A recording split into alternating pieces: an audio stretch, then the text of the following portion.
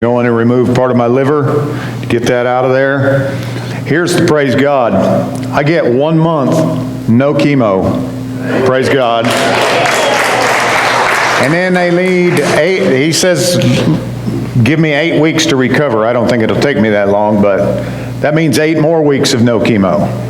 Praise God. For those of you who've ever been on it, anything you can do to get out of it, yeah. Anyway, but I wanted to speak to you this morning on something that's become dear to my heart, in that God's relationship with us when we are weak, God's relationship with us when things are not going well, God's relationship with us when we lose heart or lose faith. There's been several times in this journey that I have literally said, God, are you really there? Yeah, the preacher does that too. Occasionally, I get weak enough that I go, God, I don't feel you. I don't feel like you're there. I know you are because I know what truth is, but I don't feel it, and I need to know it. And so what's interesting is whenever I say things like that, usually within an hour, I hear from him. Because he wants me to know what? I am his, right? And he doesn't want me to lose faith. Well, so as I was thinking about that, I said, God, what do you want me to preach on this week? And he says, why don't you preach on what you experience in what I've told you? And the word he gave me this week is, I'm holding you. I'm holding you. And so I want to kind of flesh that out for you this morning. Now, one of my favorite books in the Bible is Colossians. That's because there's a lot in here in 4 chapters. And not only that, Paul speaks some incredible truth in Colossians that we need to read. Verse 15 of chapter 1. Christ is the visible image of the invisible God. He existed before anything was created and is supreme over all creation. For through him God created everything in the heavenly realms and on earth. He made the things we can see and the things we can't see, such as thrones, kingdoms, rulers, and authorities in the unseen world. Have you ever thought of those as positions that God created? You know, we sang a song just a minute ago that was basically called In the Fire. What is it about? It's about the story of Nebuchadnezzar, right? Nebuchadnezzar was known as the ruler, as one bottleneck in the entire history of the world, and it's right at Nebuchadnezzar's reign, and you can look at that on that chart in the back. Nebuchadnezzar was not a God-fearing man. He was godless. He thought he was all that in a bag of chips, and the reality is he wasn't any of those things. But when Shadrach, Meshach, and Abednego would not bow down, he experienced God for the first time in his life. And when he experienced God, he said something. And in that song, it said it. I praise the God of Shadrach, Meshach, and Abednego. In other words, I bow before him. And in fact, God, within about 2 years, actually made him eat grass like a cow for 7 years so that he would know that God was God and that he was not. And the whole reason that whole thing happened was to show the world, because a lot of people will discount the Bible. They will say, the Bible's a myth, it's not true, but they will read Babylonian history like it's gospel. Well, Babylonian history teaches that Nebuchadnezzar bowed down and worshiped the God of the universe. See?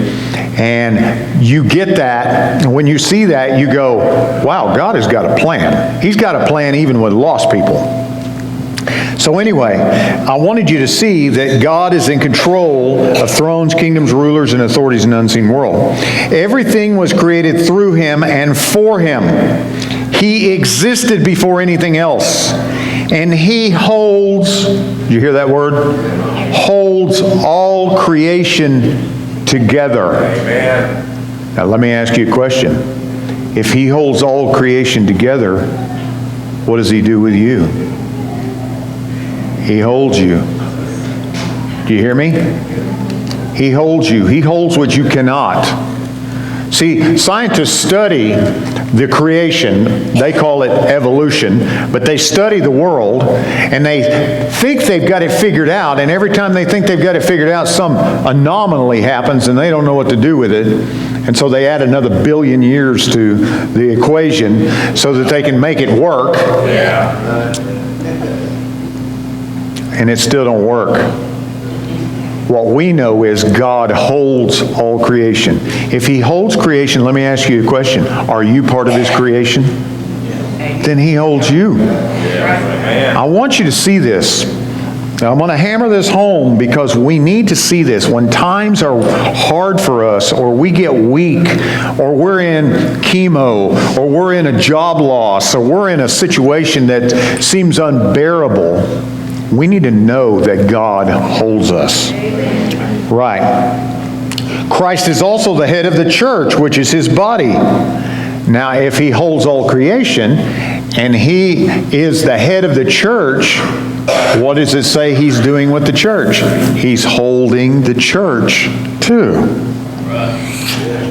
So he is first in everything, for God in all his fullness was pleased to live in Christ, and through him God reconciled everything to himself. Do you realize that Jesus died on the cross?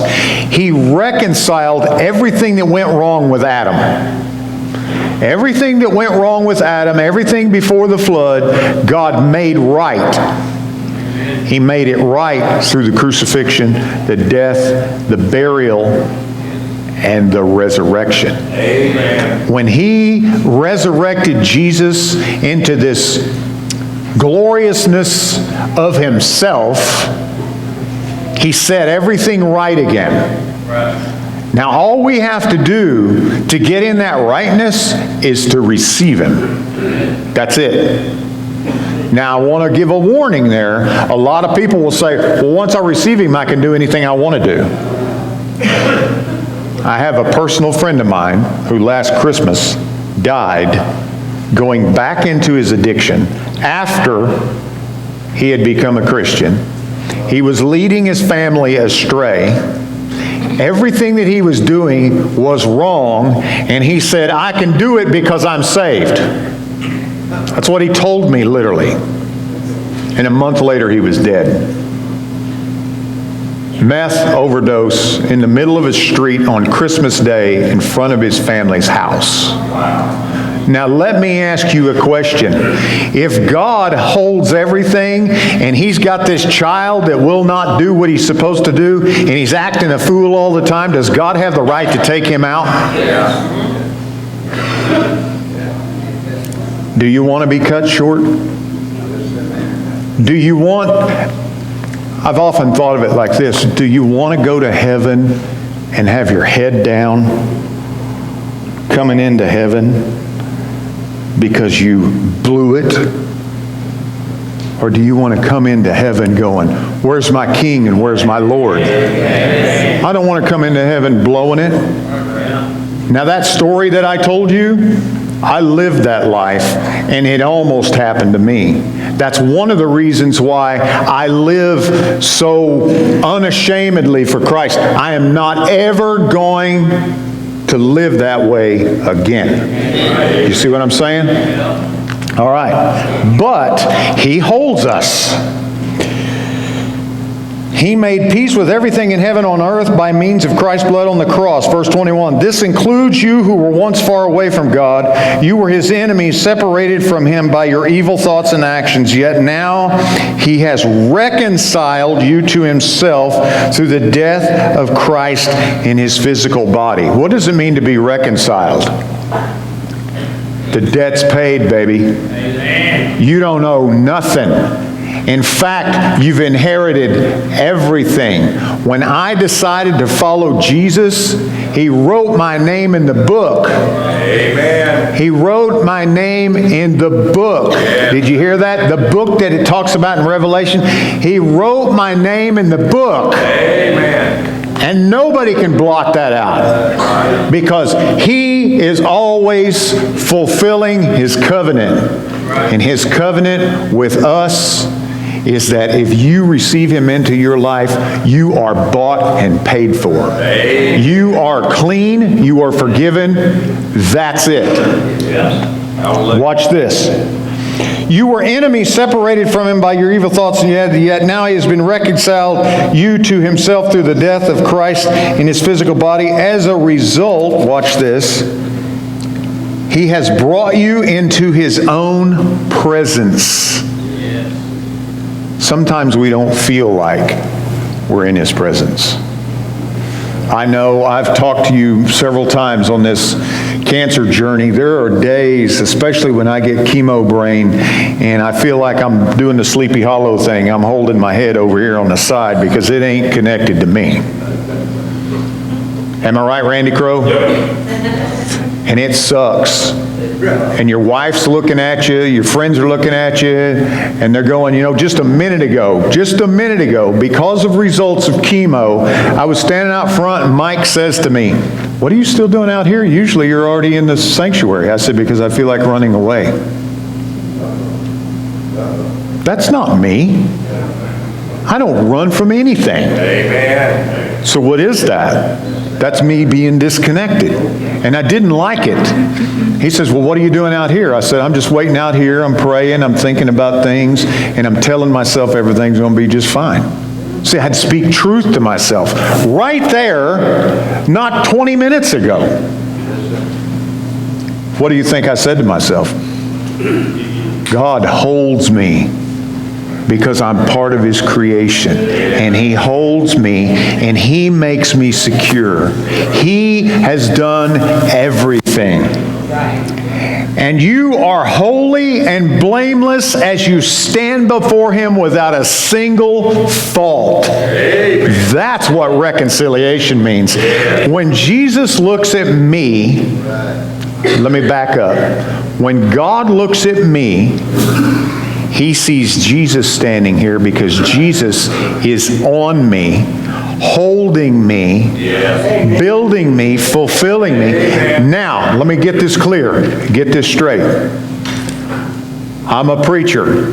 Some people think that makes me better than or above other Christians.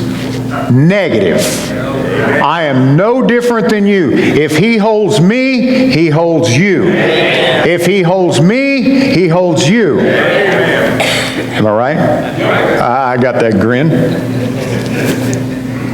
And He doesn't see you or me with a single fault. Not with a single fault. Why? Because I have asked Him to be my master. I have asked Him to be my Savior. I have asked Him to stand in my place. So when God looks at me, He sees Jesus. When God looks at you, if you've asked Jesus to be your Savior, He sees Himself. He sees a reflection of Himself. It's like looking in a mirror. All right, so in the middle of that, God showed me that this week. I've read that 100 times, but this week it means more to me than it's meant in a long time. I literally, all I did was I went to my Bible app, YouVersion, and I typed in the word hold. Listen to all the scriptures that popped up. Psalms 27:10. Even if my father and mother abandon me, the Lord will hold me close. Amen. You don't get any deeper relationship than that. If your mother and father abandon you, if your mother and father, in some cultures, in Muslim cultures, let me just say this, if you become a Christian, they write you off as dead. They divorce you. You are no longer part of their DNA. But God holds you. Don't forget that, right? Psalm 33:4. For the word of the Lord holds true, and we can trust everything He does. Psalm 37:24, though they stumble, they will never fall, for the Lord holds them by the hand. Now, this is the first time he uses the word hand, and I want you to catch this. Psalm 63:8, I cling to you. Your strong right hand holds me securely. In Jewish culture, if a man or a woman, mainly men, but even a woman, if they made an agreement that was legal and binding, they took their right hand and they put it under the right thigh of the person they made the agreement with, and that was the same as if the President of the United States wrote it in writing and said, this is legal. That's what that meant. Right hand. See, in Jewish culture, left hand is unclean, right hand is clean. Let me give you another thing. Right hand is strong, left hand is weak. Do you know, why do you think, any of us in here that are over 45 years old, tell me if I'm wrong, did they not teach you in school, if you were left-handed, they taught you to be right-handed? Yes, it is. Why did they do that? Because they went to the Bible and said the right hand is stronger. We've learned since then that there are left-handed people, and there's nothing wrong with that. There's absolutely nothing wrong with that. But they literally took that to a point of almost ridiculousness and make you right-handed. Okay? They don't do that anymore. Praise God. My son's left-handed, and he's very good with his left hand. Watch this. Psalm 73:23. Yet I still belong to you. Now this is a time when David was doubting his own salvation. Yet I still belong to you. You hold my right hand. Now it's not my right hand. It's not his right hand. It's my right hand. Now let me show you something here. When he uses the word right hand, in the context of me, or in this case David, he's saying, with your strength, hold on to me, and I will hold you back. Yes. All right?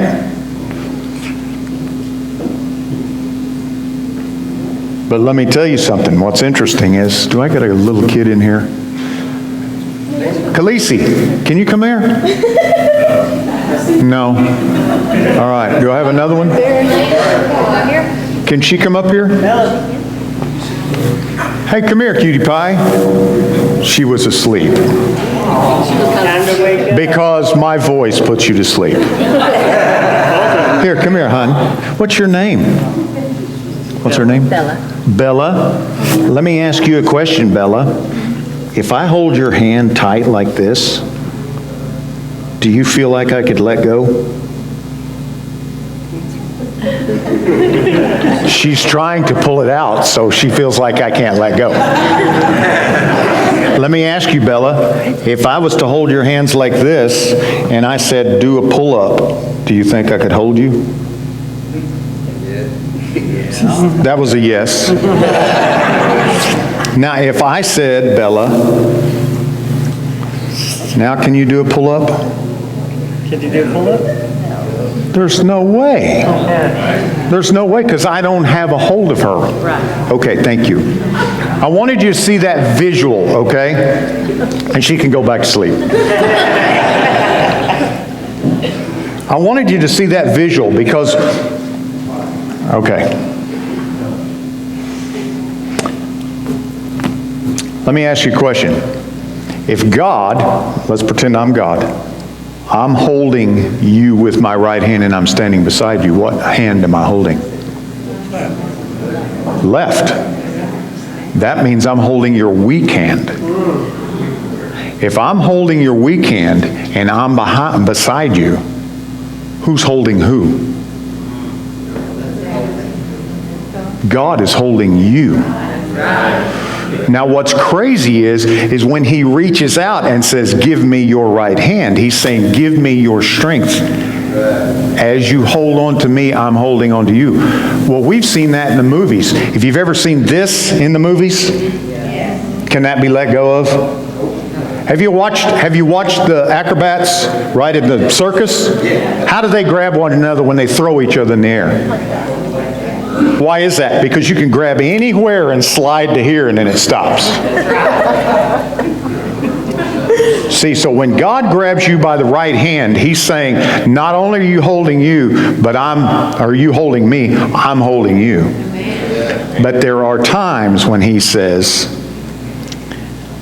give me your left hand because you're weak. You can't do it. Your strength is not strong enough to hold on, so I am holding you. That is what God has been showing me through this cancer journey. See, my faith is strong. When many of you look at me, you go, his faith is strong. Well, let me tell you what I think of my faith. My faith is weak. Why? Because I know me, right?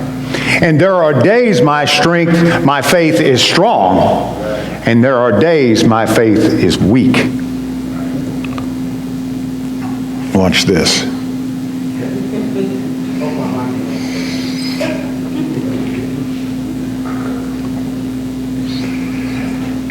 Psalm 95:4. Now this goes back to what I originally read.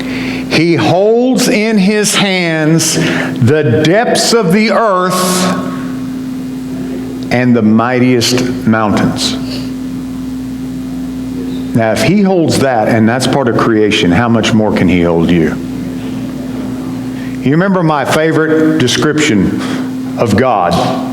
It's like King Kong and Fay Ray. Huh? We don't think about that.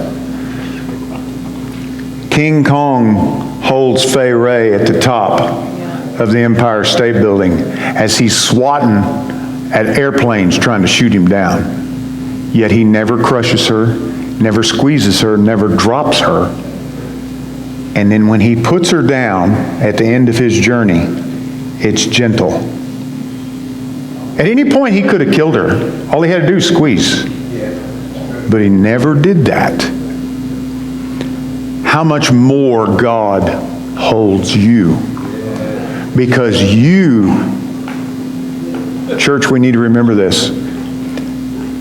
Do you know one of the reasons why the world has taught us we're part of evolution is because they want us to think we came from animals? Have you ever thought that? Why would the devil sell us that lie? Because then we're not the jewel of God's creation. And the reality is, God says, I created everything on this earth so that you could breathe air. I created everything on this earth so that you could drink water. I created everything on this earth for food for you. Because you, church, are the jewel of my creation. See, that's why they want us to believe evolution, because then we're just animals. Are we animals? No. God says, I'm created in his image. In his image. Yes, amen.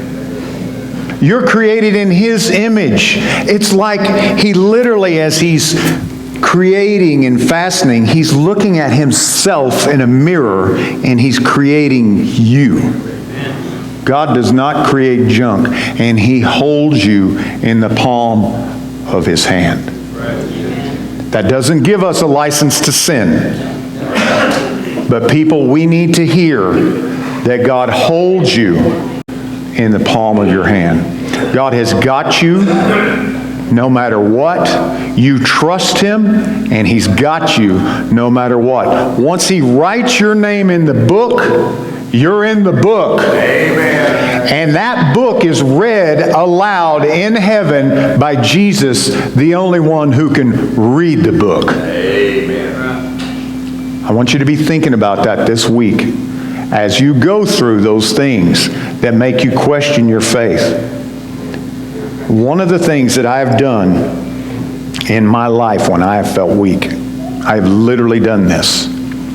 I will literally, at my weakest point, I close my eyes, I hold out my hand, and I squeeze it like somebody's got a hold of it.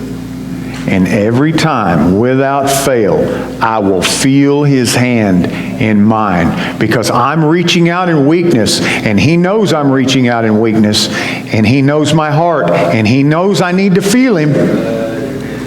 And there it is. Oh, he's got me. I've been in that place a lot in my life here recently because of some of this chemo. I want you guys to know this journey has not been easy. There have been days I wanted to quit, but I'm not a quitter. I don't know how to quit. There are days that I just want to go, you know what? Forget all of this. I'm moving to someplace, and if I die, nobody here will know it. And they'll just assume I lived my life out in this mighty heroic way and no big deal. What is that? Hiding, lying to myself. But what's the truth?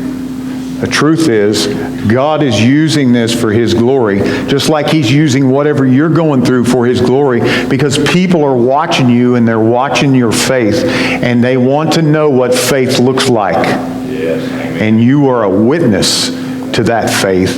And when you reach out with your left hand in your weakness and God gets a hold of it, all of a sudden it's like you're right-handed, and oh my gosh, get out the way. Because people are seeing you in a whole different light. Right? I want you to be thinking about these things as you go throughout your week. And whenever you got to, put in hold in the U version and start reading those scriptures to yourself, because they're true. David wrote almost all of those, and he wrote all of them, almost all of them, when the enemy was attacking him without cause. And he had to say those things to himself so that he knew the truth. All right? If anybody needs to come pray with me, you can do that now.